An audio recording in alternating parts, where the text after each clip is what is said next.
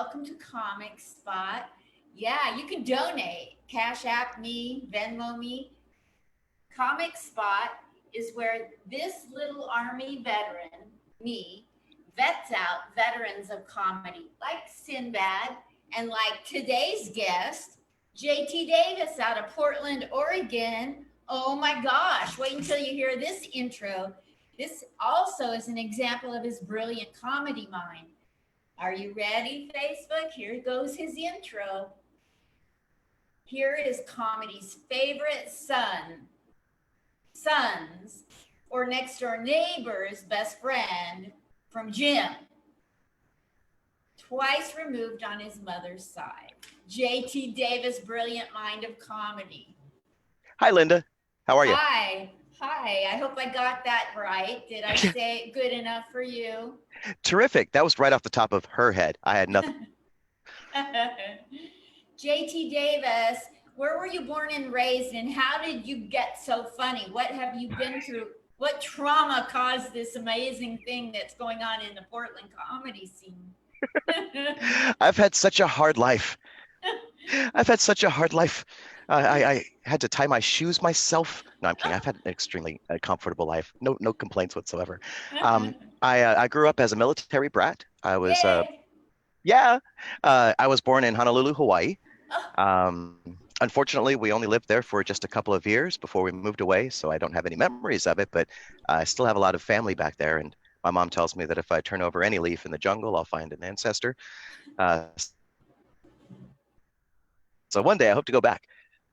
From absolutely. Hawaii. Yep. My folks moved on to Texas. I mean, there were some other places between there, but I was too young. But I was mostly raised in Texas and then here in Oregon. Uh, when I was a teenager, I decided I had of living in the States and I wanted to go and live with Maine instead of living with my mother here in Oregon. And he was a big influence on what I would do with my future. So as soon as I got out of high school, I It's cutting out. joined the Air As soon Force. as, We were living in San Antonio, Texas. So it was, yeah, we were in San Antonio where the Air Force basic training is. So I just hopped on a city bus and went and started my new career. It was really to be from right there in town because when we had our leave, when the guys got to go out on enjoy a night out and everybody was dressed in their blues and awkward and everything, I had my friends and my girlfriend come pick me up and we just went out and partied and did our normal thing in our street clothes. It was a great vacation that the other guys didn't get to have. wow. And so, when was the very first time? I'm assuming you're a little bit younger than me because I've turned 21 three times plus six, which is 69, which has its own tag. I get it. But you're younger than me. When did you have your coming of age comedy scenario in your? Were you always funny from the time you talked? Did you always think funny, or did somebody slap you upside the head and say you're not good at math? Go be a comic. How did you do that? Uh, I'm sure, just like so many other people, I'm one of those people who's been told you should be a comic, you should try stand-up comedy, but people usually don't follow up with that. They just kind of stick that feather in their cap and feel good about themselves. And I did that for so long until one day I realized, you know what, I'm gonna do it. I think for so long I stayed away from it, even though it's been a dream of mine since I was a kid. But I stayed away from it because my own worst critic inside my head told me, you can't do that. You can't be funny, guys, and you certainly can't make a career on that. Don't even try it. So I didn't for so long. But uh, I reached a point in my adult life. I'm 45 now. To a point where I just felt if there's something that I want to do, kind of like a bucket list, I'm going to get out there and I'm going to do it. And if for no other reason but to show my child, my 10-year-old daughter, that's what you got to do. You can't just sit complacent in life and let it happen. You got to get in there and you got to experience it. Yes. So, what was it like the very first time you got ready to go do comedy? What was it like when you did it the first time? I want to see you suffer just remembering it. So the worst critic inside my head would tell me that I bombed. because the crowd didn't laugh as much as I wanted them to. But throughout my 3 years, 4 years of comedy, the crowd has never laughed like I wanted them to.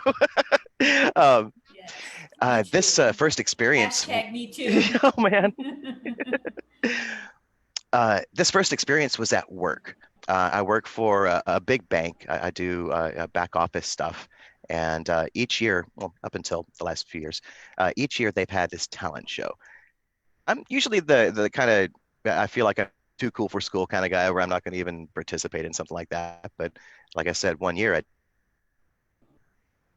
just got it stuck in my head that I'm going to try comedy. And why not try it somewhere where uh, if I don't tell, then I'm not right out in front of the whole comedy scene. I'm just kind of safely here in this place that I work. A building 1,500 people, by the way, so it would be no small crowd.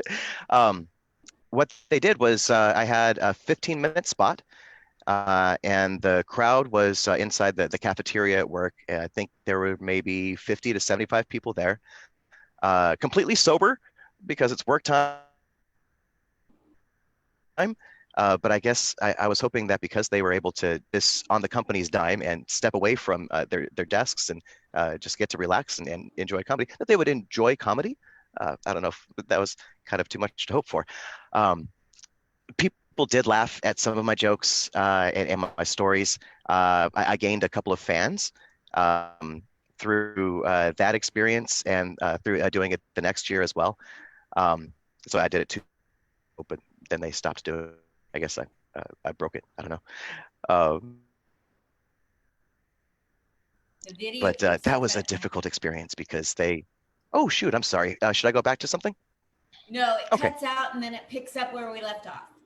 All right. Sorry for how that works. I guess everybody's Yeah. online for some reason. I was Um, gonna blame you, but then I thought that's not gonna, I know JT, that won't work. Go too fast sometimes. Perhaps I should slow it down. I remember hosting at Harvey's with you. Wasn't that fun? Where'd you go? That was awesome. That was a terrific experience. That was a terrific experience. And another aspect of that I really enjoyed was we were left without a DJ for the night. And I've been a DJ for 25 years or so. So that was, I mean, right in my wheelhouse. I was happy to step into the DJ booth at the legendary Harvey's Comedy Club, and be able to uh, not only play the music, but I really had fun with it. I let the artist in me come out a little bit, rather than just do a random 20-second chunk of some hip hop song nobody knows and then cut it real quick. I paid attention to who, like one comic was to do jokes about how he likes to do Dungeons and Dragons and live action role play and things like that. So I set him up with the song "White and Nerdy" from Al Yankovic, which has a good hip hop beat to it. Funny. And when he got off the stage, he was like, "Oh my gosh, thank you. That set me up so great. I was laughing before I got on the stage." Another is going to do plenty of marijuana material, so I set him up with Dr. Dre and Snoop Dogg, and so that got Oh the man, crowd going a little bit and ready for him to get up there. Everybody was ready to laugh. Sorry nice. for the delays. That's okay. You know, I have a little bit of a delay from my brain injury. So when it says your thing is unstable, I'm like, you're just learning that out. I've known it since 1996. Nice. So I make up stuff on the fly like that. Wasn't that amazing? I Anyway, love it. back to you. So you got on stage. You've been in the Portland comedy scene. Tell me a little bit, because the interview has to be a little on the short side. So tell me about some of the things you're most proud of you got to do in your comedy so far. Because I know you've been a host and an opener at Harvey's and other things. So tell us about that. Thanks. Yes, I've in just the short time that I've been in comedy, I've really enjoyed myself. Done material that is maybe kind of towing the line of stepping on that line of raunchiness. I'm not a raunchy comic, but I don't want to be labeled as a clean comic either. So I've loved being able to surprise the audience with doing something that was raunchier than they expected because I set them up with a bunch of clean stuff. So being able to refine and be received well is something that is really made me feel good. Um, as far as some accomplishments, there's a comic in Seattle, Jane Malone, who does these really awesome graphic arts. And just one of the projects that is each year for the last at least 4 or 5 years, as far as I know, she's been putting out these collectors trading cards of the comics, not just in the Northwest, but in other cities around the country as well. Perhaps even other, maybe like the UK, I'm not sure. But anyway, I was really happy when she accepted my submissions to have me included in the club, to have these collectors trading cards. That's really a cool Um, thing to have I happen. could absolutely. I want them available right here and right. Oh, I do. Ooh, would you like me to share them or no? Well, I have to cut it short No because problem. the interview has to be 15 minutes due to finances. You don't want to hear the story. Okay. But I'm going to have you come back on because you have a lot to say. So I'm going to book a time for you to come back and talk more in August. I apologize for my time monthly. Yeah, no problem at all. It's been a great experience. Thank you, Linda. But I'm not done yet. I want you to finish out by telling us a few things that you like, who you shared stage with, got to meet in comedy, what you're looking forward to doing after the pandemic. If you would wind up with that, that would be so awesome, JT. Absolutely, yes. So after the pandemic, I can feel like I've been unleashed, and I can get out there and I can do comedy again. And I always kind of felt like I was tethered throughout the last 3 or 4 years anyway, because I'm a family guy, and I work full time. Have two other project side jobs as a DJ, and I'm starting a career as a voice actor right now. So there's very little time for me to get out and do comedy and still be able to have family time. So I made a deal with my wife that I would do it once every other week. So I've always felt like I was a chained dog, just ready to be unleashed and get out there. And so now, after the last 6 months or so of COVID, maybe a little less, but I'm ready to get back out there. Let's open up those comedy clubs. Let's get people filling the seats, and I'm sure people are ready to laugh and I think they'll even laugh in Portland just at things let that loose a aren't little bit, politically 6 feet correct. apart. Yeah, right. They're like, I'm so hungry for comedy. Say something racist. Oh, right. Oh man, people have just gotten out of control, and it's really affecting people in such a harsh way, in their hearts. Uh, I wish people would just get along Me and stop with their too. pettiness. I know. I'm just like, the world could be ending. The sky could fall. And we're sitting here bitching at it. Could we get along for crying out loud? Aren't Right, you good? right. Yeah. Well, anyway, you guys, this is JT Davis. He can host, he can open. Are you able to feature yet, JT?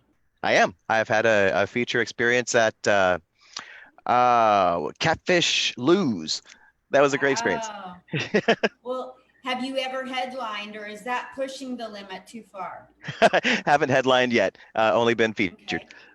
Well, he will be soon. He is so likable, so funny. So, he's not a mean comic. He's not an insult comic. He's a great guy in Portland.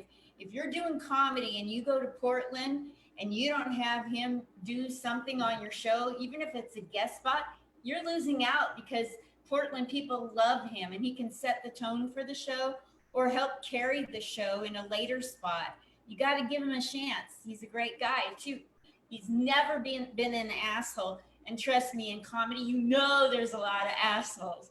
Even some of the women have them. So yeah, he's a great guy, and you got You're to so book awesome, him. Linda. Thank you. Thank you for coming on. I'm gonna, the minute I get off, I'm gonna ask you for any links, podcast, or anywhere you want people to follow you. If you could type those and send them to me, and I'm also going to book you with the time to come back in August to talk more, because Sounds good. people need to see you. You're one of the brights, honest, real, in the moment, funny, original. You're the one of the best in Portland. You're the greatest guy. You're right up there with Richie Stratton in my book. You know, because like he's always in the moment, funny naturally. He's not. You don't even have to try to be funny, and neither does Richie. You know what I mean? That's great. I appreciate the comparison. Thank you. Yeah. Okay. Well, I'm gonna let you go, and you're coming back next month, so I'll talk to you later. And thanks for tuning in, everybody, to Comic Spot. Don't forget it. Love you. Bye-bye. Bye. Everybody's